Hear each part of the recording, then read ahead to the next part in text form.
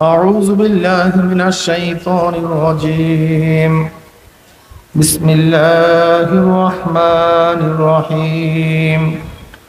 هو الذي بعث في الأميين رسولا منهم يتلو عليهم آياته ويزكيهم ويعلمهم الكتاب والحكمة وإن كانوا من قبل لفي ضلال مبين. صدق الله مولانا العظيم وصدق رسول النبي الكريم. ভাই মনিটরের সাউন্ড একটু বাড়ায়া দেন। বান্দা জনাব মুহাম্মদ রাসূলুল্লাহ সাল্লাল্লাহু আলাইহি ওয়াসাল্লামের উম্মতগণ, আল্লাহ পাক রব্বুল আলামিন আপনাকে আমাকে এই ফিতনা ফাসাদের জমানায় যখন তামাম দুনিয়ার থেকে ইসলাম মুসলমান থেকে মিটিয়ে দেওয়ার ষড়যন্ত্র চলতেছে, তামাম দুনিয়ার মধ্যে ইসলাম মুসলমান থাকবে কি থাকবে না এই প্রশ্নের সৃষ্টি হয়েছে। যে জমানে মানুষ নেকের কাজ ছাড়তেছে, গুনার কাজ ধরতেছে, শুধু গুনার কাজ ধরেই না বরং গুনার কাজে প্রতিযোগিতা শুরু করছে কে কার আগে জাহান্নামে যাবে। সবাই বলি না আউযু বিল্লাহ। যে জমানে মানুষ নেকের কাজে আশ্চর্য হয়, গুনার কাজে স্বাভাবিক থাকে, যে জমানায় মুসলমান ইসলামকে পছন্দ করে না, মুসলমান ইসলামকে পছন্দ করে না বরং নামধারী মুসলমান ইসলামের সবচেয়ে বড় দুশ্মন হয়ে গেছে। যে জমানায় শিরক বিদআতকে ইবাদত মনে করে, শিরক বিদআতকে ইবাদত মনে করে, কবর পূজা, ব্যক্তি পূজা শিরক বিদআত, কিন্তু দাবি করে আমরা আবেদ, আমরা ইবাদত করি। যে জমানায় শিরক বিদআতকে মানুষ ইবাদত মনে করে, আবার যা শিরক বিদআত না তাকে শিরক বিদআত মনে করে। যেরকম ইমাম মানা, মাযহাব মানা, মুযহাবিরা শিরক মনে করে, বিদআত মনে করে, অথচ জরুরি বিষয় এইটাকে কি মনে করে? শিরক বিদআত। তাহলে যে জমানায় মানুষ শিরক বিদআতকে ইবাদত মনে করে, আবার যা শিরক বিদআত না তাকে শিরক বিদআত মনে করে। যে জমানায় আংশিক দিন পালন করেও পরিপূর্ণ দিন পালন করার ঢিকুর তুলে পালন করে, আংশিক দিন দাবি করে আমার চেয়ে বড় দিনদার আর কেউ নাই। যেই জমানায় ইসলামের খেলাফ কাজ করেও নিজেকে মুসলমান দাবি করে, সেই মুহূর্তে আল্লাহ পাক রব্বুল আলামিন আপনাকে আমাকে কোরআন ও হাদিসের মজলিস, আলেম ওলামা, মুমিন মুত্তাকিন, জাকিরিন শাকিরিনদের গুরুত্বপূর্ণ এক দামি মজলিসে আসার, বসার, বলার, শোনার তৌফিক আল্লাহ পাক দান করছেন। শুকরিয়াতান সবাই বলে আলহামদুলিল্লাহ। দেখেন, ইসলামের গোটা দিক বুঝানো স্বল্প সময় সম্ভব না।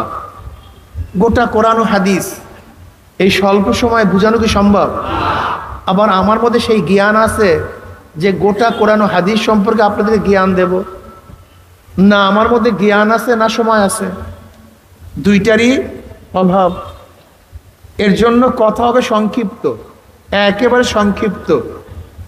খুব খেয়ালের সাথে কথাগুলি শোনা চাই, ঠিক আছে না ভাই? একেবারে ধ্যান ও খেয়ালের সাথে কথা শুনবো। যেহেতু অনেকেই হয়তো জীবনে প্রথম আসছি, আবার অনেকে 1 বছর, 1.5 বছর, 6 মাস পরে মাহফিলে আসছি, এই সময়টাকে গুরুত্ব দিয়ে খুব খেয়াল ও ধ্যানের সাথে কথা শোনা চাই। হতে পারে একটা কথা যদি আপনার অন্তরের মধ্যে বসে যায়, আপনি একজন আল্লাহর ওলি হয়ে যেতে পারেন। কি কথা ঠিক না? এই মাজলিস এত গুরুত্বপূর্ণ, এত দামি। আমাদের শায়খ মুর্শিদ নব্বর আল্লাহু মারকাদাহ আমরা বলতেন, বাবা, কোন ব্যক্তি হক্কানে উলামায়ে কেরামের বয়ান শোনার জন্য যদি বাড়ি থেকে রওনা করে, বয়ান শেষে আখিরে মোনাজাত দিয়ে বাড়িতে চলে যায়, তার আমল নামায় 50 লক্ষ নেকের কাম লিখাই হতে পারে না। এই যে একবার সুবহানাল্লাহ পড়ছেন, পড়ার সাথে সাথে আমল নামে 1000 নেকি লেখা হয়ে গেছে। কয় হাজার নেকি? 1000 নেকি লেখা হয়ে গেছে, 1000 গুনাহ ঝরে গেছে। এই মাজলিস অনেক গুরুত্বপূর্ণ, অনেক দামি। আমি যে আয়াত শরীফ তেলাওয়াত করছি, আল্লাহ পাক কালামে পাকের মধ্যে মান হুয়াল্লাযী বাআসা ফিল উম্মিয়্যিনা রাসূলাম মিনহুম, হুয়াল্লাযী, ওই সত্তা। ওই সত্তা কে? আল্লাহ কে? সংক্ষিপ্ত আল্লাহর পরিচয় আমি দেব সংক্ষিপ্তভাবে। আল্লাহকে হুয়াল ওয়াজিবুল ওজুদ আল মুস্তাজবুল জামি সিফাতিল কামালিয়া, সত্তাকে, আল্লাহকে, যিনি সব সময় অস্তিত্বের মধ্যে আছেন। সত্তাকে, আল্লাহকে, হুয়াল ওয়াজিবুল ওজুদ, আল্লাহকে, যে সব সময় অস্তিত্বের মধ্যে আছেন। তেনার অস্তিত্ব কোনো কালে, কোনো সময়, কোনো অবস্থাতেই বিলীন হয় নাই। কথাটা বুঝাতে পারি? আদির থেকে, অনন্তর থেকে তিনি অস্তিত্বের মধ্যে আছেন। আবারও মাইক উঠতেছে, বাইরের সাউন্ড বাড়াইছো কেন?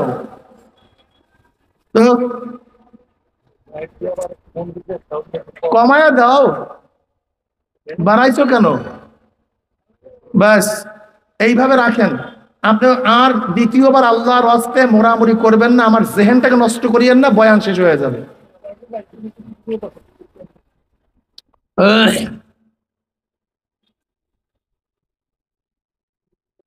পরিপূর্ণ গুণের সাথে যিনি সবসময় অস্তিত্বের মধ্যে আছেন, তিনি হলো সত্তা। কি কথা ঠিক না? সত্তাকে হুয়াল আউয়াল, তিনি প্রথম, তিনি প্রথম। যেরকম 5-এর আগে, সবাই জবাব দিবেন না কেন, বলো নাকি? 4-এর আগে, 3-এর আগে, 2-এর আগে, 1-এর আগে, এক এক, এই প্রথম। বাস এখান থেকে শুরু। বুঝাতে পারি নাই। মাইক বানাইছে কে? মানুষ। মানুষ বানাইছে কে? আল্লাহ বানাইছে কে? প্রথম, হুয়াল আউয়াল, তিনিই প্রথম, তিনিই শুরু। বুঝাতে পারি নাই। যেরকম এই প্রশ্ন অহেতুক, অযৌক্তিক। 5-এর আগে 4, 4-এর আগে 3, 3-এর আগে 2, 2-এর আগে, তা প্রত্যেক সংখ্যার আগে সংখ্যা আছে, কিন্তু 1-এর আগে। এখন কোন জাহেল যদি প্রশ্ন করে প্রত্যেক সংখ্যার আগে সংখ্যা আছে, তা 1-এর আগে থাকবে না কেন? প্রত্যেক সংখ্যার আছে, সংখ্যার আগে কি আছে? তো 1-এর আগে থাকবে না কেন? তখন জাহেলকে বলবেন যে ভাই, সব সংখ্যার আগে সংখ্যা থাকে, কিন্তু 1-এর আগে কিছু থাকে না, এখান থেকে শুরু হয়। তা সব সৃষ্টির আগেই স্রষ্টা থাকে, লেকিন স্রষ্টার আগে কিছু থাকে না। বুঝাতে পারি নাই? আল্লাহ পাক নিজেই জবাব দেন, হুয়াল আউয়াল, হুয়াল, তিনি প্রথম। হুয়াল আখির, তিনি শেষ। হুয়াল জাহির, তিনি প্রকাশ্য। হুয়াল বাতিন, তিনি গোপন। বুঝাতে পারি নাই? আল্লাহকে, যিনি সবসময় কির মধ্যে আছেন। আরে ভাই, আমি কি পাথরের সামনে কথা বলতেছি নাকি? বলবেন তো, আল্লাহকে, যিনি সবসময় অস্তিত্বের পরিপূর্ণ গুণের সমন্বয়। কিসের গুণের সমন্বয়? পরিপূর্ণ, পূর্ণ গুণের সমন্বয়। যেই সত্তা সব সময় অস্তিত্বের মধ্যে আছেন, তিনি আল্লাহ। গুণ বোঝেন তো? যেমন আমি দেখি, আমার দেখা একটা গুণ। আমি শুনি, শোনা আমার একটা। আমি কথা বলি, কথা বলা আমার একটা। এরকম আল্লাহরও অনেক গুণ আছে। আল্লাহরও কি আছে? যেমন আমরা দেখি, আল্লাহও দেখেন। আল্লাহ দেখেন কি দেখেন না? হুয়াল বাসির, তিনি দেখেন। কিন্তু আমরাও দেখি। আমাদের দেখা আর আল্লাহর দেখার মধ্যে পার্থক্যটা কি? আমাদের দেখা অপূর্ণ, আল্লাহর দেখাটা পূর্ণ। যেমন আমরা এখন দেখি, আগে দেখতাম না। এখন দেখি, ভবিষ্যতে দেখবো না। আলোতে দেখি, অন্ধকারে দেখি না। বুড়া হইলে, অন্ধ হয়ে গেলে আর। আল্লাহ পাক রব্বুল আলামিন আগেও দেখছেন, এখনো দেখেন, ভবিষ্যতেও দেখবেন। তিনি অন্ধকারেও দেখেন, আলো তো দেখেন, তাই আমাদের দেখাটা অপূর্ণ আর আল্লাহ পাকের দেখাটা একসাথে বলেন না কিন্তু সবাই। কথা না বললে কিন্তু আমি ক্লাস করব, আমি শুট টুট দিয়ে চলিয়ে যাবো, এরকম বয়ান আমি করতে পারি না। আমি এখন পড়াবো আপনাদেরকে, আপনার সবাই আমার ছাত্র, আমি আপনাদের ওস্তাদ। কি বলবেন? মনে কিছু নেন না, অল্প সময় ছাত্র হন, ফায়দা হবে। আমরাও শুনি, আল্লাহও শোনেন। আল্লাহ পাকের একটা গুণ শোনা, আমরাও, কিন্তু পার্থক্যটা কি? আমরা কাছে শুনি, দূরের আওয়াজ শুনি না। আল্লাহ দূরেরটাও শোনেন। আমরা সজাগ থাকলে শুনি, ঘুমাইলে শুনি না। আল্লাহ পাক রব্বুল আলামিন সব অবস্থায় শুনেন, কথা ঠিক না? আল্লাহ শোনাটা কেমন? 7 তবক জমিনের নিচে একটা পিপিলিকাও যদি হাঁটে, তার পায়ের আওয়াজ কে পান? ওনার গুণটা পূর্ণ, আমাদের গুণটা অপূর্ণ। আল্লাহ পাক হাই, আল্লাহ পাক জিন্দা, আমরাও তো জিন্দা ভাই, নাকি আমরা মরছি? আমরা সবাই কি? এই দুই জিন্দার মধ্যে পার্থক্যটা কি? আমরা এখন জিন্দা, একসময় জিন্দা ছিলাম না। এখন জিন্দা আছে, একসময় জিন্দা। কিন্তু আমার মাওলায় কেমন জিন্দা? আগেও, এখনো, আবারও। বাস, তার অস্তিত্ব কখন কোনো অবস্থাতেই বিলীন হয় না। আমাদের অস্তিত্ব বিলীন হয়। আল্লাহ পাক খালেক, তিনি স্রষ্টা। স্রষ্টার বাহিরে যা কিছু আছে সব সৃষ্টি। তিনি স্রষ্টা, স্রষ্টার বাহিরে যা কিছু আছে সবই।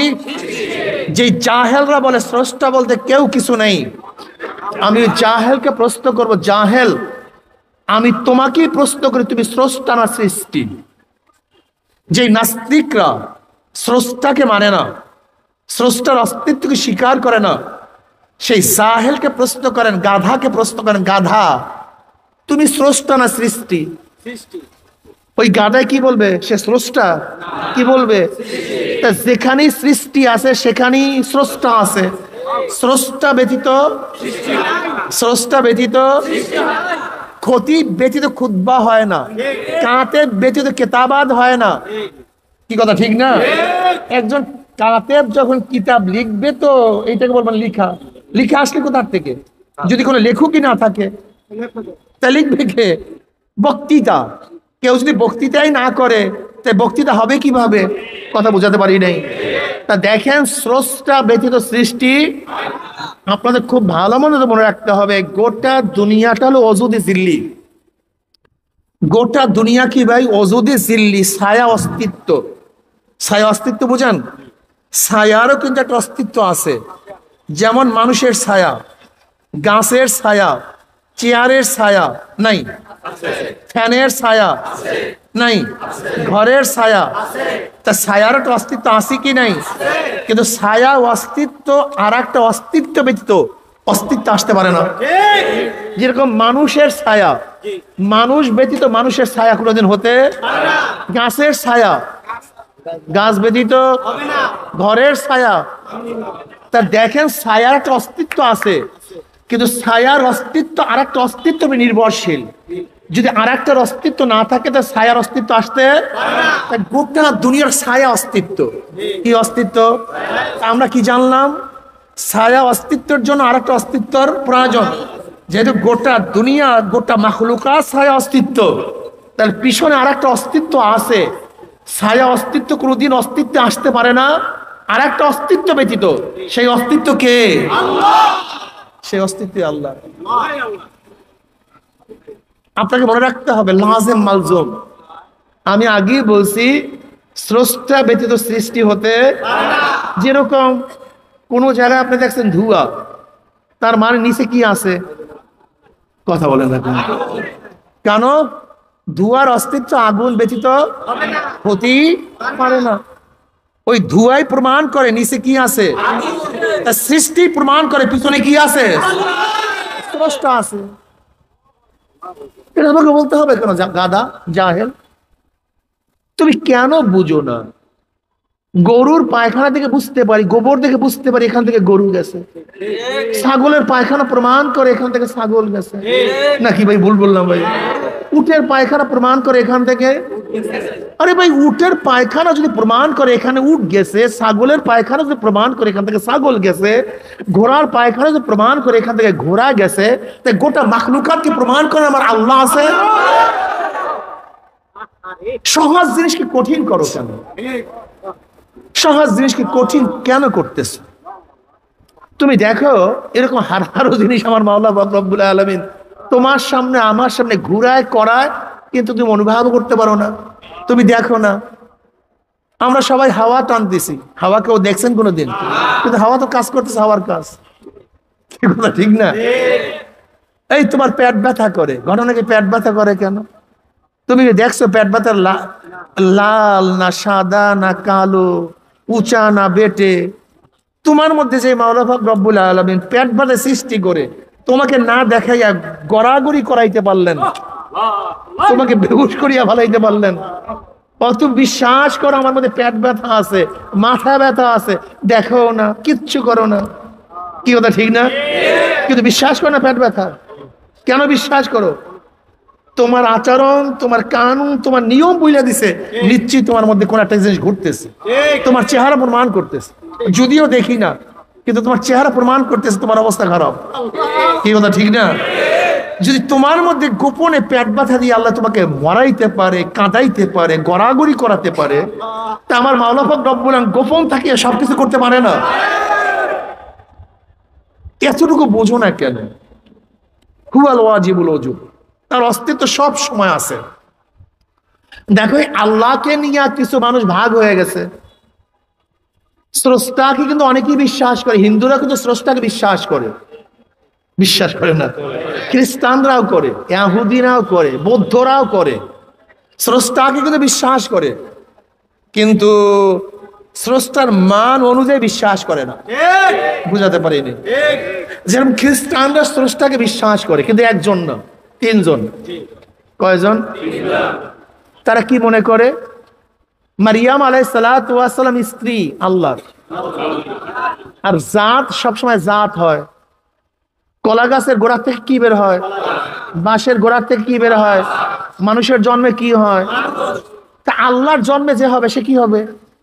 তাদের ধারণা যেহেতু জাত থেকে জাতই বের হয়, তা মারিয়াম যেহেতু আল্লাহর স্ত্রী, নাউজুবিল্লাহ, আর তার থেকে বের হয়েছে ঈসা, তাহলে সে কি হবে? সে আল্লাহ হবে।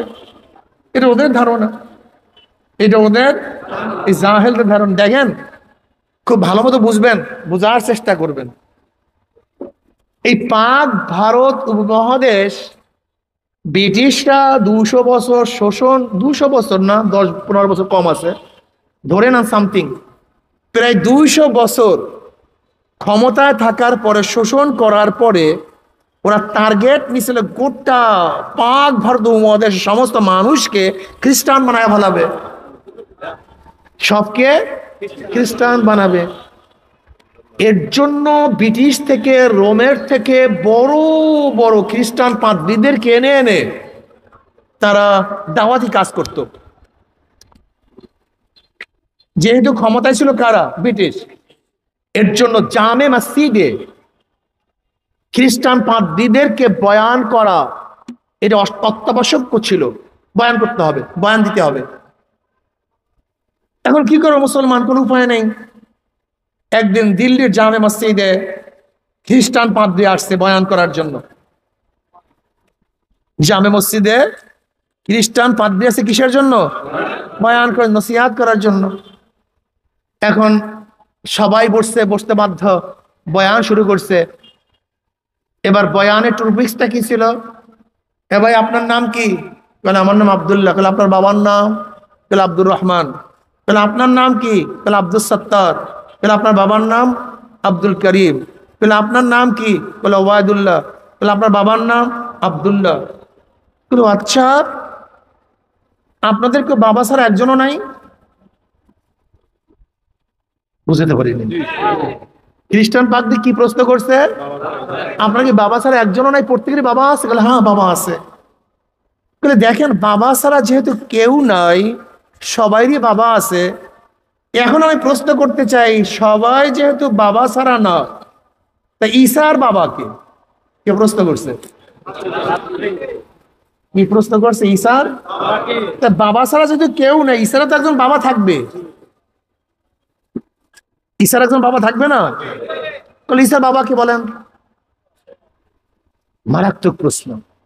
এখন পাদ্রী বলতেছে, সবাই সবার দিকে তাকায়, পাদ্রী বলতেছে এই প্রশ্নের জবাব আজকে না, আগামী জুমায় আপনারা ঠিক করে নিয়ে আসবেন, যদি না পারেন আমি জবাব দেব। এবার মুসলমানরা বলতেছে, পাদ্রী সাহেব আগামী জুমার দরকার নাই, এই জুমায় বলে দেন যে ঈসার বাবাকে। এখন পাদ্রী বলতেছে, কথা একেবারে সহজ, আপনারা কেন বুঝেন না? কেন বুঝাতে পারি না? যেহেতু বাবা ছাড়া কেউ নাই, নিশ্চয়ই ঈসাও বাবা ছাড়া হয় নাই, সে ঈসার বাবা আল্লাহ। সহজ কথা। এখন একজন মুসলমান দাঁড়ায় বলছে, পাদ্রী সাহেব সম্মানের সাথে প্রশ্ন করতে চাই, ঈসার বাবা তো আল্লাহ। হ্যাঁ। বলে ঈসার বাবার সন্তান কয়জন? বলে ঈসার বাবার সন্তান কয়জন? বলে একজন। বলে আশ্চর্য, আমি আব্দুল্লাহর সন্তান 10টা, আর ঈসার বাবার সন্তান মানে একটা। ঈসার বাবা আমার চেয়েও দুর্বল। যে আমার চেয়েও দুর্বল হয় সে আপনার খোদা হতে পারে, আমার খোদা হতে পারে না। ওই যে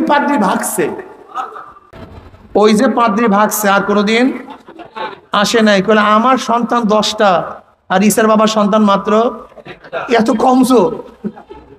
ঈসার বাবা এত কমজোর, কথাটা বুঝতে পারি না। পাদ্রী ভাগছে। দেখেন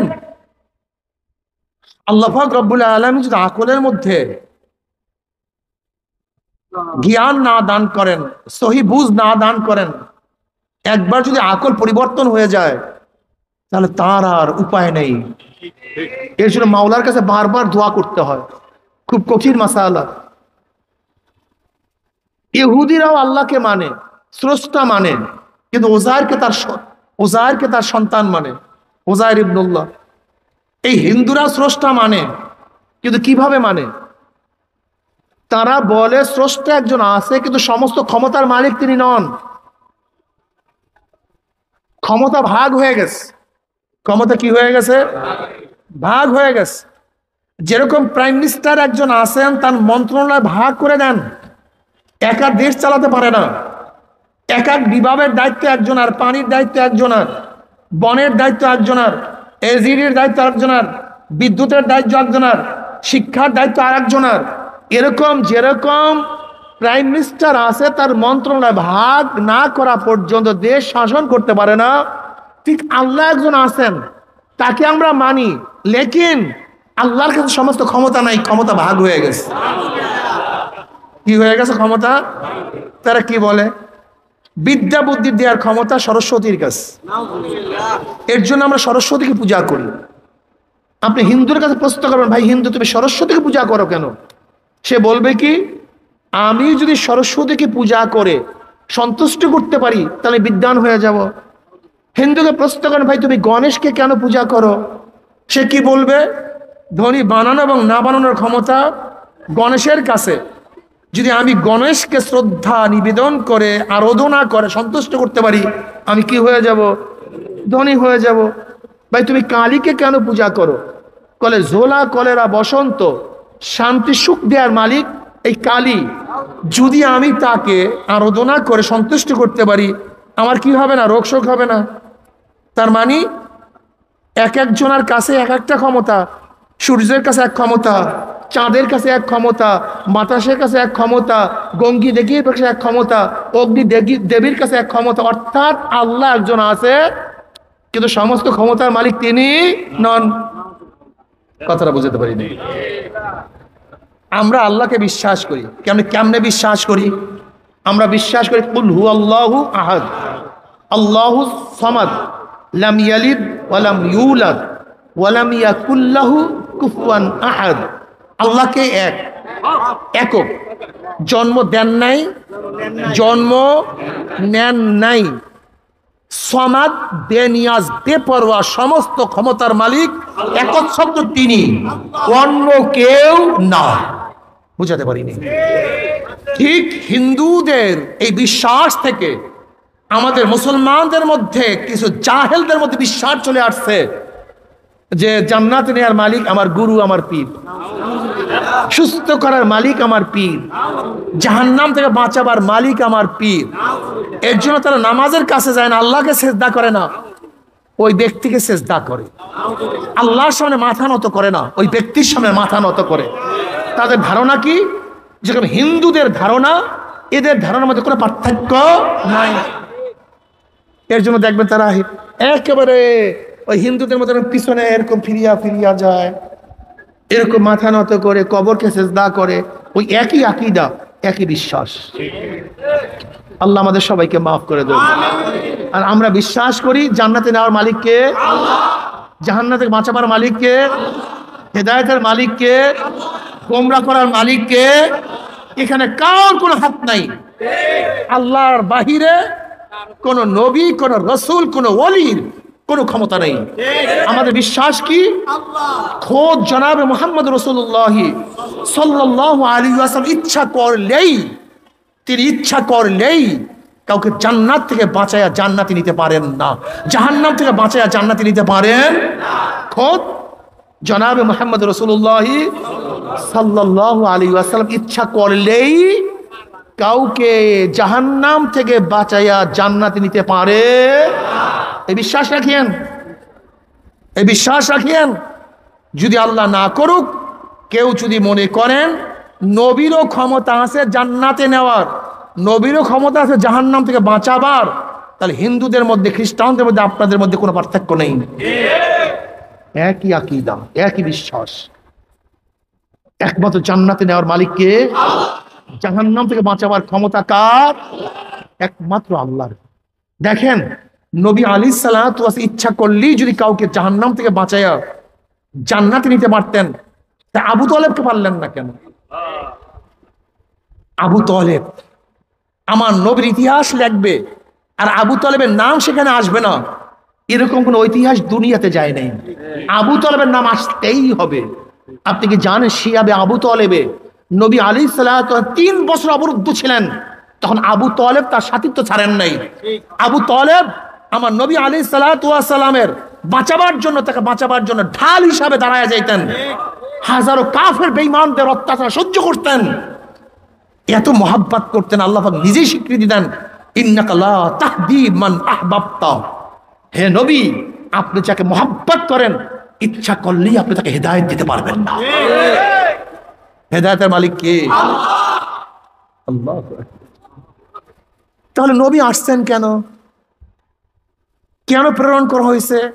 হুয়াল্লাযী বা'আসা বিল উম্মিয়্যিনা রাসূলাম মিনহুম ইয়াতলু আলাইহিম আয়াতিহি ওয়া ইউযাক্কিহিম ওয়া ইউআল্লিমুহুমুল কিতাবা ওয়াল হিকমা ওয়া ইন কানু মিন ক্বাবলু লাফি যালালিম মুবিন।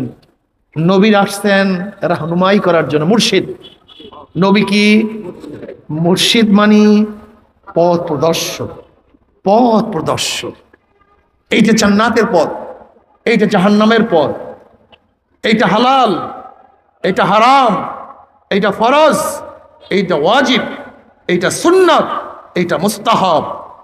এই রাহনুমাই করার জন্য আসছেন, পথ প্রদর্শন করার জন্য আসছেন, জান্নাতের পথ দেখাবার জন্য আসছেন। কথাটা বুঝাতে পারি না। তা বলছেন হুজুর নবী কি সুপারিশ করবেন না? করবেন, 1000 বার করবেন, 1 কোটি বার করবেন, কোনো সন্দেহ নাই। আপনি কি জানেন কিয়ামতের ময়দান অবস্থাটা কি হবে? আল্লাহু আকবার। জনাবে মুহাম্মদ রাসূলুল্লাহ সাল্লাল্লাহু আলাইহি ওয়াসাল্লাম তিনি সুপারিশ করবেন, তিনি হাউজে কাউসারের পানি পান করাবেন, তিনি মিজানের কিনারায় থাকবেন, তিনি পুলসিরাতের গোড়ায় থাকবেন। বুখারীর মধ্যে রওয়ায়াত আসছে, নবী আলাইহিস সালাতু ওয়াস সালাম বললেন কিয়ামতের ময়দানে আমার উম্মতেরা আমাকে 3 জায়গায় খোঁজ করিও। কোন জায়গায়? 3 জায়গায়। হাউজের কিনারায় খোঁজ করিও।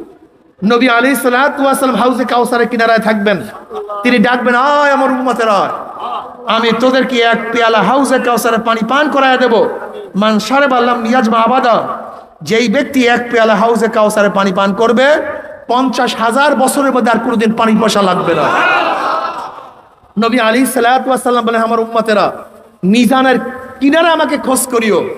আমার নবী মিজানের কাছে থাকবে, পাল্লার কাছে থাকবে, তার উম্মতদেরকে ওজন দেওয়া শুরু করবে। যখনই কোনো গুনাহ মাফা শুরু করবে, অমনি আমার নবী সুপারিশ করবে, মাওলা গুনাহটাকে মাফ দিও না।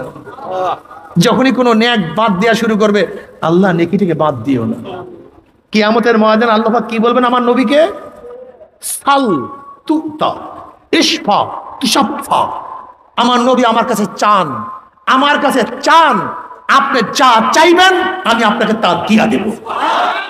সাল তুতা, আপনি সুপারিশ করুন, যে সুপারিশ করবেন আমি সেই সুপারিশ কবুল করব। নবী কি করবেন? কবুল কে করবেন? জান্নাতের জন্য সুপারিশ কে করবেন? জান্নাতে দিবেন কে? জাহান্নাম থেকে বাঁচাবার সুপারিশ কি করবেন? জাহান্নাম থেকে বাঁচাবেন কে? হলত মলত করিয়েন না, নবীর কাজ নবীকে করতে দেন, আল্লাহর কাজ আল্লাহকে করতে দেন।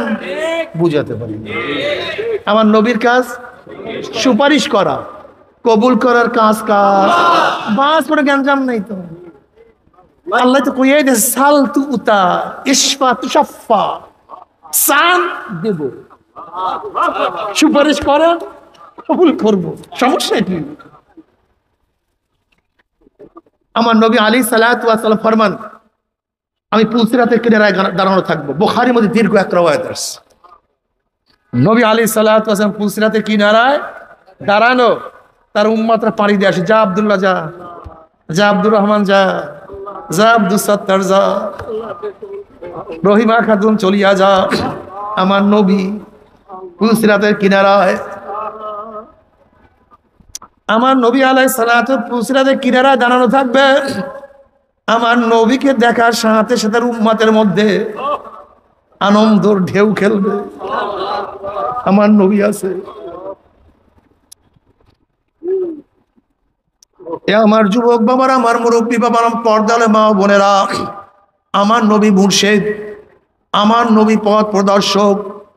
যারা নবীর কথা মানবা, নবীর কথা অনুযায়ী চলবা,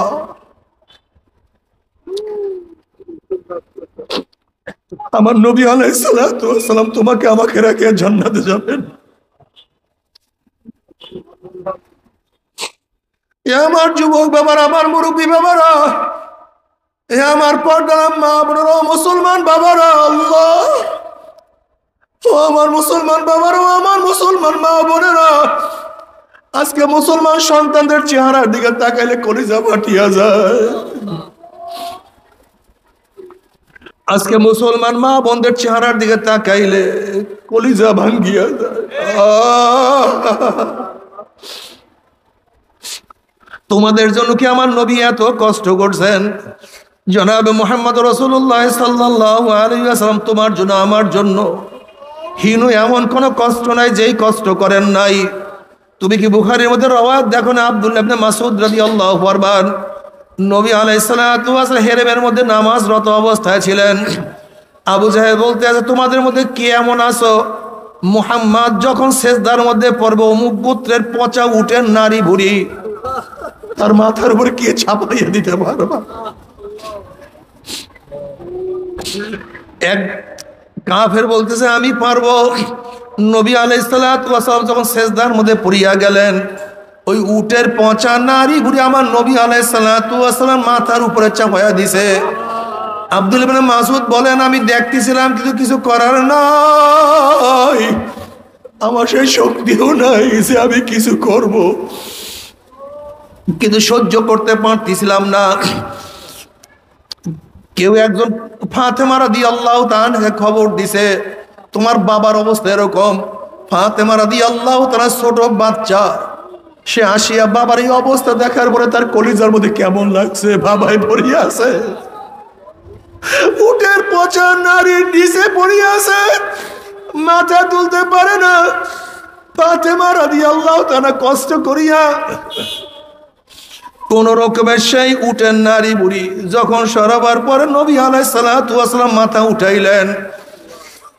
এ মুসলমান বাবারা, আমার যুবক বাবারা, আমার নবী এত কষ্ট করছে, সেই নবীর সুন্নাত কেন মানো না? তোমার সে আমার সে বড় বদনসিব কপাল পরা কেউ হইতে পারে না। জনাবে মুহাম্মদ রাসূলুল্লাহ সাল্লাল্লাহু আলাইহি ওয়াসাল্লাম শিয়াবে আবু তালেবের মধ্যে একদিন নাই, 2 দিন নাই, 3 বছর অবরুদ্ধ অবস্থায় ছিলেন।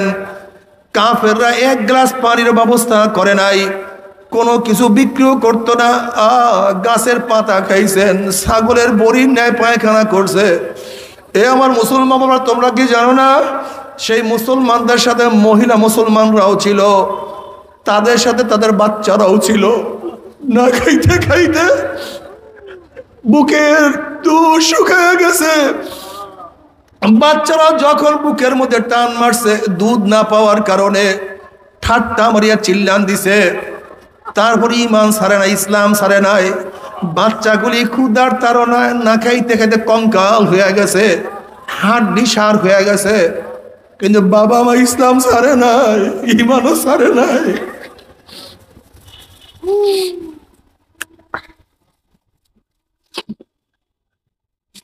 জনাবে মুহাম্মদ রাসূলুল্লাহ সাল্লাল্লাহু আলাইহি ওয়াসাল্লাম চিন্তা করলেন, মক্কা নগরীর মানুষ যেহেতু আমার দাওয়াত কবুল করে না, আমি গিয়া দেখি তাইফের মানুষ আমার দাওয়াত কবুল করে কিনা। জনাবে মুহাম্মদ রাসূলুল্লাহ সাল্লাল্লাহু আলাইহি ওয়াসাল্লাম তাইফের লিডারদের কাছে দাওয়াত দেওয়া শুরু করছে। কেউ বলতেছে, আল্লাহর কি কাম নাই, তোমাকে নবী বানাইছে, আল্লাহর কাউকে দেখে না।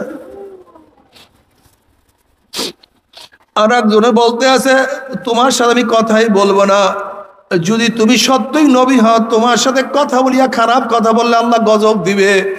আর তুমি যদি নবী নাই হও, তাহলে তোমার সাথে কথা বলা আমার বেহুদা হবে, আমি তোমার সাথে কথাই বলবো না।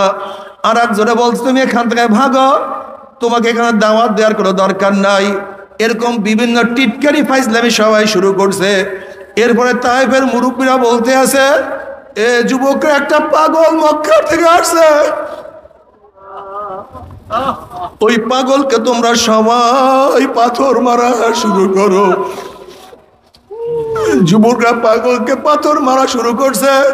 কেউ মাথাকে নিশানা বানাইছে, কেউ চক্ষুকে নিশানা বানাইছে, কয়টা পাথর চোখের মধ্যে লাগানো যায়। কেউ মাথাকে নিশানা বানাইছে, কয়টা পাথর মাথার মধ্যে লাগানো যায়। কেউ শরীরকে নিশানা বানাইছে, কয়টা শরীরের মধ্যে লাগানো যায়। এইভাবে নবী আলাইহিস সালাতু ওয়াস সালামকে পাথর মারতে মারতে এমন রক্ত বাহির হওয়া শুরু হয়ে গেছে, জুতা মোবারক রক্তে আটকায়া গেছে।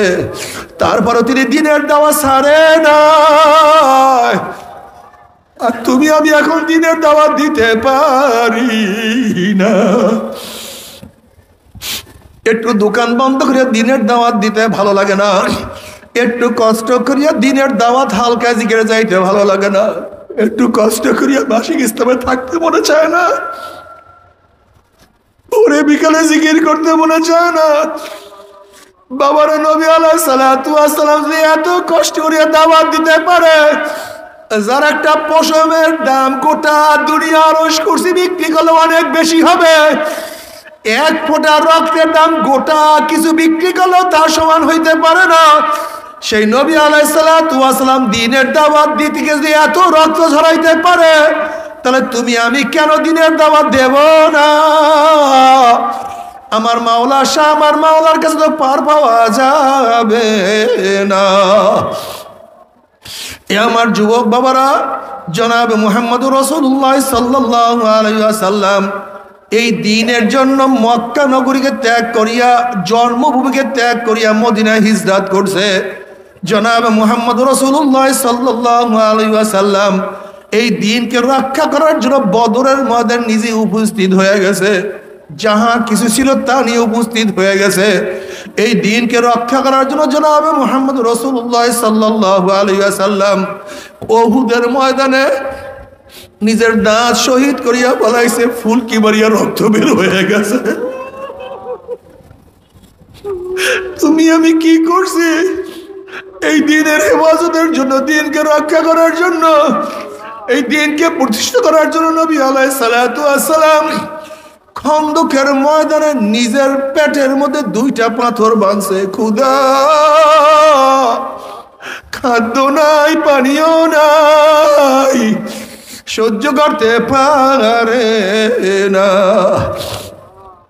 আজকে সেই দিন তোমার সামনে আমার সামনে বিলীন হইয়া যাইতে আছে। আজকে আমি নামাজ পড়ি, আমার ছেলে নামাজ পড়ে না। আমি নামাজ পড়ি, আমার মেয়ে নামাজ পড়ে না। আমি নামাজ পড়ি, আমার ভাই নামাজ পড়ে না। আল্লাহ তুমি মাফ করিয়া দাও। ঘরের মধ্যে আমি একা নামাজি, আর কেউ নামাজি না। তোমার একার সেজদা আমার মাওলায় খুশি হবে না। আল্লাহ, ও আমার যুবক বাবারা, আমার মুরব্বী বাবারা, যেই সমস্ত মুসলমানরা আমার বয়ান শুনতে আসো, বাবার তুমি কি দেখো নাই গোটা দুনিয়ার মধ্যে সাহাবায়ে কেরাম রিদওয়ানুল্লাহি তাআলা আলাইহিম আজমাইনদের শরীর মোবারক কারণটা কি? তাদের বাড়ি তো মক্কায়, তাদের বাড়ি মদিনা, তাদের বাড়ি আরবে। গোটা দুনিয়ার মধ্যে তাদের শরীর কেন পাওয়া যায়? দুনিয়ার মধ্যে কেন ছড়াইয়া পড়ছে? আর কিছু না, এই কলেমার দাওয়াত দেওয়ার জন্য, দ্বীনের দাওয়াত দেওয়ার জন্য গোটা দুনিয়ার মধ্যে ছড়াইয়া পড়ছে। আমার মাওলার দ্বীন কিভাবে বিজয় করা যায়, কিভাবে সমস্ত মানুষকে নামাজি বানানো যায়, কিভাবে সমস্ত মানুষকে কলেমা পড়ানো যায়। আজকে তোমার মধ্যে আমার মধ্যে দাওয়াত নাই। আমার মাওলা যে তোমাকে আমাকে মোহাব্বত করবে না। আল্লাহ, তোমারে তুমি কি দেখো না শাহজালাল ইয়ামানি রহমাতুল্লাহ আলাইহি, তার বাড়ি তো ইয়ামানে, সৌদির পাশে, ওমানের কাছে। এত দূর থেকে শাহজালাল ইয়ামানি রহমাতুল্লাহ আমাদের দেশে কেন আসছেন? শাহ মাকদুম রহমাতুল্লাহ কেন আসছেন? শাহ ফরান রহমাতুল্লাহ কেন আসছেন? হাজারো আল্লাহর ওলিরা আমাদের দেশে কেন আসছেন? এখানে ব্যবসা করার জন্য আসেন নাই, ক্ষমতা নেওয়ার জন্য আসেন নাই। তারা বাড়ি ঘর, টাকা পয়সা সব কিছু ত্যাগ করে আসছেন আমার মাওলার দিনের জন্য, মাওলার দিনের প্রেমে পড়িয়া। হে মুসলমানের দলেরা, হে আমার মুসলমান বাবারা, আমার মা বাবা বোনেরা, সেই দিন তোমার সামনে আমার সামনে বিলীন হইয়া যাইতে আছে। তুমি আমি দিনকে ধরিয়া না রাখি, দিনের দাওয়াত না দেই, কিয়ামতের মাঠে নবীর সামনে কেমনে উঠবা, সাহাবাদের সামনে কেমনে উঠবা, এই শাহজালাল ইয়ামানির সামনে কেমনে উঠবা, কোন মুখ নিয়ে উঠবা? আমার নবী যদি প্রশ্ন করে, আমার দিন তোদের সামনে সব বিলীন হয়ে গেছে, তোরা আনন্দ ফুর্তির মধ্যে লিপ্ত ছিল, তুই কি করছ? নবীর কাছে কোনো জবাব দিতে পারবো না। আল্লাহ আমাদের সবাইকে মাফ করিয়া দেয়। আল্লাহ দিনের দায় হিসেবে আমাদের সবাইকে কবুল করিয়া নেন। এ আমার যুবক বাবার, আজকের থেকে নিয়াত করো, তুমি স্কুলে পড়ো, স্কুলের সবাইকে দাওয়াত দাও। তুমি রিক্সা চালাও, রিক্সা ভাইদেরকে দাওয়াত দাও। তুমি ব্যবসা করো, ব্যবসায়ী ভাইদেরকে তুমি দাওয়াত দিতে থাকো। তুমি ছাত্র মানুষ, ছাত্র ভাইদেরকে দাওয়াত দাও। এ আমার মা বোনের, আমার মা বন্ধুকে দাওয়াত দাও, সবাইকে দাওয়াত দাও। ভাই নামাজে চলো, ভাই নামাজে চলো, ভাই দাঁড়িয়ে রাখো। ও আমার মা বোনেরা, পর্দা করো, হাতে ধরো, পায়ে পড়িয়া যাও, হাতে ধরো, পায়ে পড়িয়া যাও। ভাই আপনার নামাজ না পড়লে আপনার পা আমি ছাড়ব না। আপনি মাওলাকে সিজদা না দিয়া পারবেন না। আল্লাহ, এইভাবে কলিজার ব্যথা নিয়া, কলবের ব্যথা নিয়ে সবাইকে দাওয়াত দেয়া শুরু করো, হালকা ছাড়িও না। দেখো, মুসলমান আরামের জন্য দুনিয়াতে আসে না, মুসলমান ত্যাগ করার জন্য দুনিয়াতে আসে। দুনিয়াতে বেঈমানরা আরাম করে, মুসলমান কষ্ট সাধনা করে। যদি কষ্ট সাধনা করিয়া কবরে যাইতেই পারো, কবরটা জান্নাতের বাগিচা হয়ে যাবে। আল্লাহ কবুল করিয়া নাও। যত দূর তাকাবা সব ফাঁকা হইয়া যাবে, জান্নাতের নাজ নিয়ামতের দ্বারা কবরটা ভরিয়া যাবে। আল্লাহ কবুল করিয়া নাও। যদি সাধনা করিয়া কিয়ামতের মাঠে উঠতেই পারো, আমার মাওলা ডাকিয়া ডাকিয়া আরো সে নিচে জায়গা করিয়া দিবে। আমার নবীর নিজের হাতে হাউজে কাউসারের পানি পান করতে পারবা। ওয়াইন মিনকুম ইল্লা ওয়ারিদুহা কানা আলা রাব্বিকা হাতমান মাকদিয়া সুম্মা নুনাজ্জিল লাযিনা তাকাও ওয়া নাযারু যালিমিনা ফিহা জিসিয়া। 30,000 বছরের পুলসরাত 1 সেকেন্ডের মধ্যে পাড়ি দিয়ে আমার মাওলার জান্নাতে চলিয়া যাবা। জান্নাতে যাওয়ার পর আমার মাওলার তরফ থেকে সালামুন কাওলাম মির রব্বির রহিম।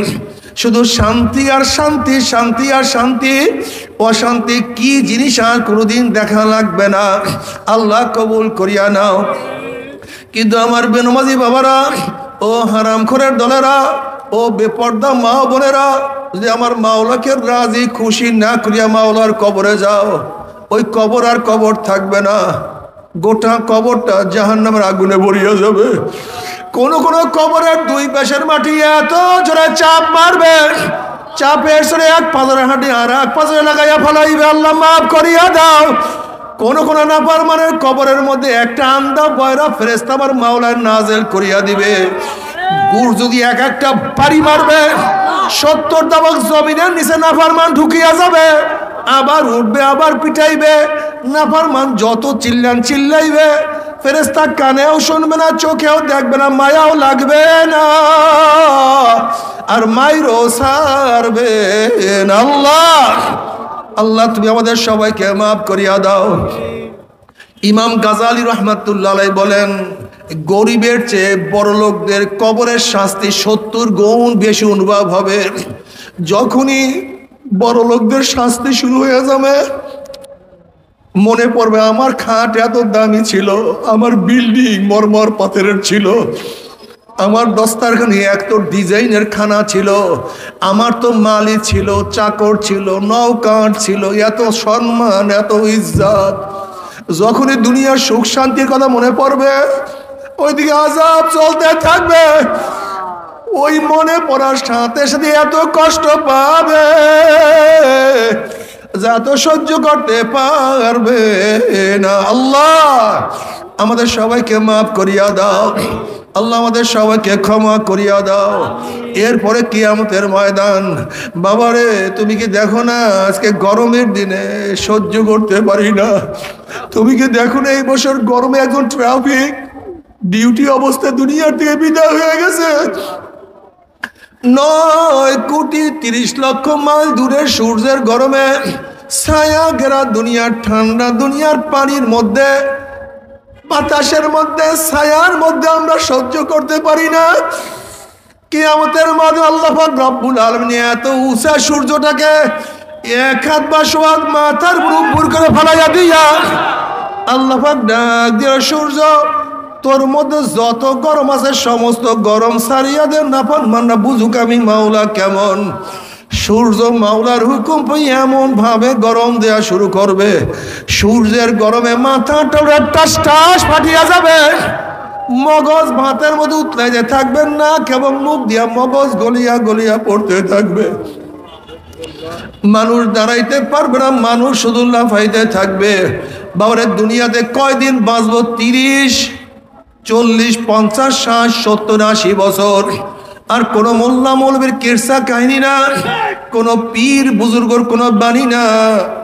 আল্লাহ পাক কালামে পাকের মধ্যে ফরমান, ওই কিয়ামতের ময়দানে সূর্যের গরমের নিচে শুধু দাঁড়ায়া থাকতে হবে 50,000 সানা, 50,000 বছর। 50,000 বছর, 50,000 বছর তাঁবুর কোনো ব্যবস্থা নাই, গাছের কোনো ছায়ার ব্যবস্থা নাই, ছাতার কোনো ব্যবস্থা নাই। আল্লাহ আমাদের সবাইকে মাফ করিয়া দাও। ওইদিকে জাহান্নাম গুরিম গুরিম আওয়াজ মারতে থাকবে। জাহান্নামের আওয়াজে কিয়ামতের ময়দানটা থর থর থর থর করে কাঁপতে থাকবে। এক একটা জাহান্নামের গলার মধ্যে 70,000 শিকাল লাগানো হবে। এক একটা শিকালের মধ্যে 70,000 ফেরেশতারা থাকবে। আল্লাহ মাফ করিয়া দাও। আল্লাহ পাক কালামে পাকের মধ্যে ফরমান, তাকাদু তামাইয়াজু মিনাল গায়জি কুল্লামা উলকিয়া ফিহা ফাউজুন সালাহুম খাজানাতুহা আলাম ইয়াতিকুম নাযীর ক্বালু বালা ক্বাদ জাআনা নাযীরুন ফাকাযযাবনা ওয়া কুলনা মা নাযালাল্লাহু মিন শাইইন ইন আনতুম ইল্লা ফি দালালিন কাবীর ওয়া ক্বালু লাউ কুন্না নাসমাউ আও নাকিলু মা কুন্না ফি আসহাবিস সাইর। জাহান্নামের মধ্যে রাগ চলে আসবে, এক একটা জাহান্নাম আর এক একটা জাহান্নামকে খাইয়া ফেলাইবে। জাহান্নামের আগুন 1 মাইল 2 মাইল উঁচা শোষ আওয়াজ করতে থাকবে। তাকাদু তামাইয়াজু মিনাল গায়জ, আল্লাহ তুমি মাফ করিয়া দাও। 500 বছর দূরের থেকে জাহান্নামের আগুনের ধাপ লাগবে, আল্লাহ মাফ করিয়া দাও। জাহান্নামের আওয়াজে কিয়ামতের ময়দান থরথর করে কাঁপতে থাকবে। এই অবস্থা দেখিয়া সমস্ত নবীরা বলবেন নাফসি নাফসি, মাওলা আমাকে বাঁচাও, আমাকে বাঁচাও, আমাকে বাঁচাও। নবীদের স্ত্রীর কথা নবীরা ভুলিয়া যাবে, নবীদের সন্তানের কথা নবীরা ভুলিয়া যাবে, নবীদের অন্যান্য নবীদের উম্মতের কথা নবীরা ভুলিয়া যাবে। কিন্তু তোমার আমার নবী জনাবে মুহাম্মদ রাসূলুল্লাহ সাল্লাল্লাহু আলাইহি ওয়াসাল্লাম, সে বলবে রব্বি হাবলি উম্মতি, রব্বি হাবলি উম্মতি। মাওলা আমার উম্মত, মাওলা আমার উম্মত, মাওলা আমার উম্মতের উপায় কি? এ জালেমের দলেরা, যে আল্লাহর হাবিব কঠিন মুহূর্তে তোমাকে আমাকে ভুলবে না, সে আল্লাহর হাবিবের দাড়ির মধ্যে কেমনে পোছলা গাও, একটু কি কলিজায় ব্যথা লাগে না? ও বাবারা, যারা দাড়ি কাটো, দাড়ি ছাটো, বাবার আমার ঘরে রাগ করিও না। তুমি তোমার কবরে রওনা করছো, আমি আমার কবরে রওনা করছি। তবে বাবারা, তুমি চিন্তা করিয়া দেখো, কিয়ামতের ময়দানে যখন দেখবা নবীর চেহারায় দাড়ি, তোমার চেহারায় দাড়ি নাই, নবী তোমার দিকে তাকাইবে কিভাবে? নবীর কলিজায় কষ্ট লাগিয়া যাবে। যখন দেখবা নবীর চেহারায় দাড়ি, তোমার চেহারায় দাড়ি নাই, লজ্জায় তোমার মাথা নত হয়ে যাবে। তুমি মন কি বুঝরে? মন না। কিয়ামতের ময়দানে আল্লাহর হাবিবের কলিজায় আমি কষ্ট দেব না, লজ্জায় আমি মাথাও নত করব না। আজকের থেকে দাড়ি আর কাটবো না ইনশাআল্লাহ। কে কে নিয়াত করেন? নারায়ে তাকবীর, নারায়ে তাকবীর। আল্লাহ তুমি কবুল করিয়া নাও। নবী আলাইহিস সালাতু ওয়াস সালাম দোয়া কবুল করে আল্লাহ পাক বলবে, যাও জিবরাইল আমার হাবিবের কাছে পানিটুকু নিয়ে দিয়ে আসো। নবী আলাইহিস সালাতু ওয়াস সালাম যখন এই পানি জাহান্নামের গায়ে ছিটা মারবে, জাহান্নাম ক্যাত ক্যাত ক্যাত ক্যাত করে পিছনে সরিয়া যাবে। আল্লাহর হাবিব বলবেন, মাওলা রে, যেই জাহান্নামকে লক্ষ লক্ষ ফেরেশতারা ধরিয়া রাখতে পারে না, এ আবার কোন কুদরতি পানি, কোন আশ্চর্য পানি, যেই পানি মারার সাথে সাথে জাহান্নাম পিছনে সরিয়া গেল। আল্লাহ পাক ডাক দিয়ে বলেন, হাবিব গো, এই পানি কোন আশ্চর্য পানি না, কোন কুদরতি পানি না, এই পানি হলো তোমার গুনাহগার উম্মতের চোখের পানি। আল্লাহ তুমি কবুল করিয়া নাও। বাবারে, তুমি কি জানো চোখের পানির কত দাম? কিয়ামতের ময়দানে আল্লাহ পাক এক ব্যক্তিকে জাহান্নামের ফয়সালা দিয়া দিবে। অমনি চোখের একটা পশম বলবে, মাওলা রে, তোমার নবী সত্য বলছে না মিথ্যা বলছে? আল্লাহ পাক বলবে, আমার নবী যা বলছে সবই সত্য বলছে, মিথ্যা বলার তো প্রশ্নই হইতে পারে না। তখন চোখের পশম বলবে, মাওলা রে, তোমার নবীর ঘোষণা, মান বাকা মিন খাশিয়াতিল্লাহি হারামাল্লাহু তিলকাল আইনা আলান নার। যেই চক্ষু তোমার ভয়ে জাহান্নামের ভয়ে কাঁদবে, সেই চোখের উপরে তুমি জাহান্নামের আগুন হারাম করিয়া দিবা। আমি চোখের পশম সাক্ষী দিতে আছি, তোমার এই বন্দার নামাজের দাঁড়াইয়া কত কান্না কানছে, রুকুতে গিয়া কত পানি ঝরাইছে, সেজদায় পড়িয়া কত মাটি ভিজাইছে, ওয়াজ নসিহাতে বসিয়া কান্দিয়া কত বুক ভাসাইছে। এরপরেও তুমি তাকে কিভাবে জাহান্নামের ফয়সালা দিলা? অমনি আমার মাওলা বলবে, জিবরাইল, গোটা কিয়ামতের ময়দানের মানুষকে এলান করিয়া দে, জানাইয়া দে, অমুকের ছেলে অমুককে আল্লাহ পাক রব্বুল আলামিন শুধুমাত্র চোখের একটা পশমের সাক্ষীর কারণে আমার মাওলা মাফ করিয়া দিছে। আল্লাহ আল্লাহ তুমি বাহানা করিয়া তোমার বান্দাকে মাফ করবা, ওই বাহানার মধ্যে আমাদেরকে ফালাইয়া দিও, ওই বাহানার মধ্যে আমাদেরকে ফালাইয়া দিও, কোন রকমের মাফ করিয়া দিও, কোন রকমের ক্ষমা করিয়া দিও।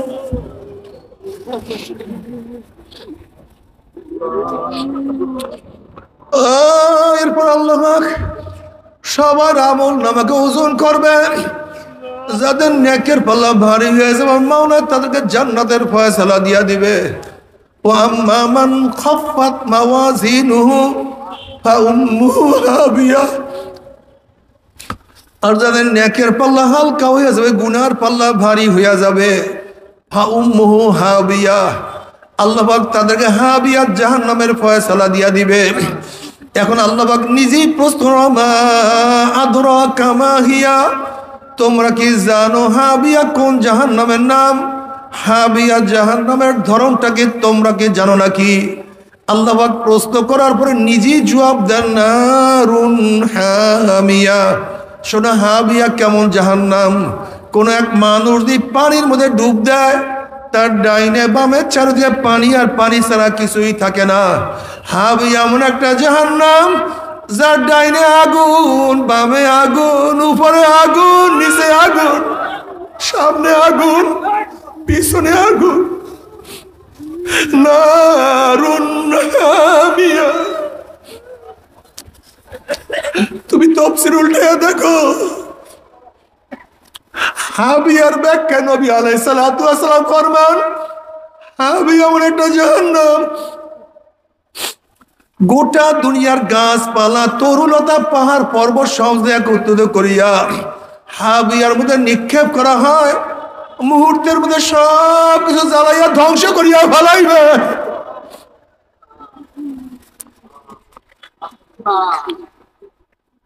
বাবারা সহ্য করতে পারবি না, ওই আযাব তো কেউ সহ্য করতে পারবো না।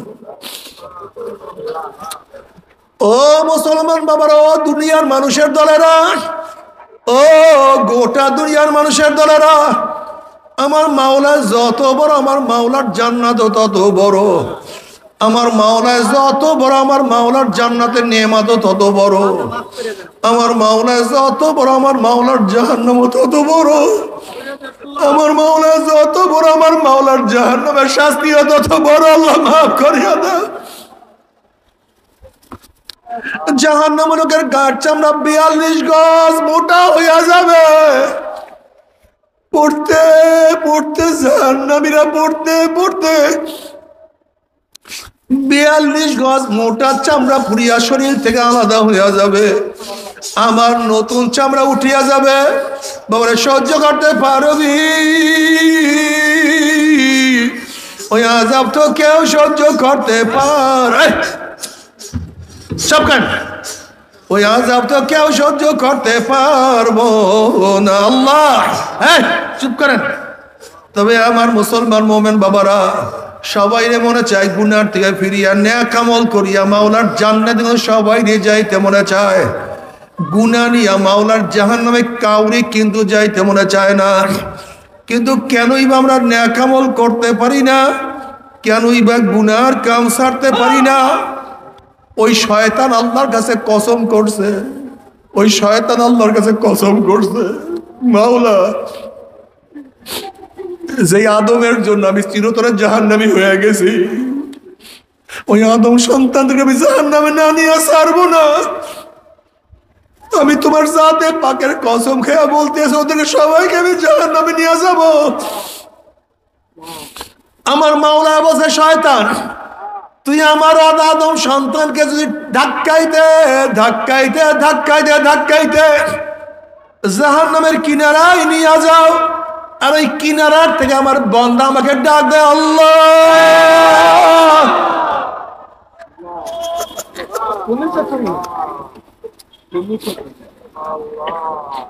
ওই কিনারার থেকে ডাক দেয়, আমার মাওলা রে আমাকে ধরো।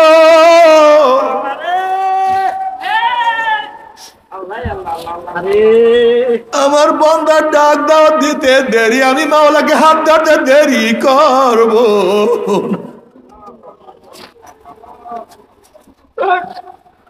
قل يا عبادي الذين أسرفوا على أنفسهم لا تقنطوا من رحمة الله إن الله يغفر الذنوب جميعا বাবারে মাওলা তোমার দিকে আমার দিকে তাকায় রয়েছে আব্দুল্লাহ আমাকে ডাক দে আব্দুল্লাহ আমার কাছে ক্ষমা চা আব্দুল্লাহ আমাকে চেষ্টা কর আব্দুল্লাহ আমি তোর দিকে তাকাই আছি তুই কার দিকে তাকাই আছো আব্দুল্লাহ আমি তোকে ডাকি তুই কার ডাকে সারা দিয়া চলিয়া যাও আব্দুল্লাহ আব্দুল্লাহ আমি তোর জন্য এমন সুন্দর জান্নাত বানাইয়া রাখছি রে আব্দুল্লাহ যে জান্নাত কেউ কোনোদিন চোখেও দেখে নাই কানেও শুনে নাই অন্তর অনুভব করে নাই আব্দুল্লাহ রে ফের আব্দুল্লাহ ফের ও রহিমা খাতুন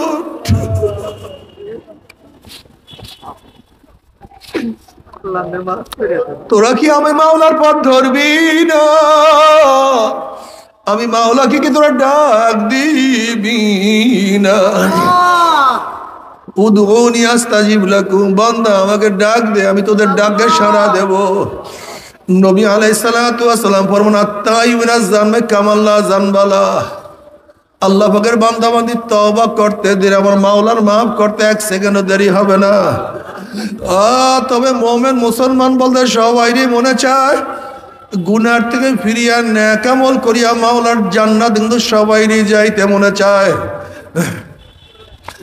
গুনাহ নিয়া মাওলার জাহান্নামে কাউরে কিন্তু যাইতে মনে চায় না কিন্তু কেনই বা আমরা নেক আমল করতে পারি না কেনই বা গুনার কাম ছাড়তে পারি না এর মূল কারণ আপনার এবং আমার পিছনে নফস এবং শয়তান লাগিয়া রইছে এই নফস এবং শয়তান থেকে বাঁচার জন্য যে কোনো একজন হক্কানি আল্লাহর ওলির হাতে হাত দিতে হবে রে বাবা খবরদার বর্তমান জমানায় পীর মুরিদের মে ভেজাল ব্যবসা দলাদলি হিংসা হাসাদে পরিণত হয়ে গেছে সমস্ত আল্লাহর ওলির একমত যেই পীরের 5 জন মুরিদের মধ্যে কমপক্ষে 3 জনকে দেখবেন আলহামদুলিল্লাহ সুন্নাত মুআফিক আমল আকলাক মজবুত হয়ে যাইতে আছে গুনার কাম ছাড়তে আছে নেকের আমল ধরতে আছে কলব নরম হইয়া চোখে পানি আসতে আছে বৃক্ষতর নাম কি ফলে পরিচয় আমি চরমোনাই বুঝি না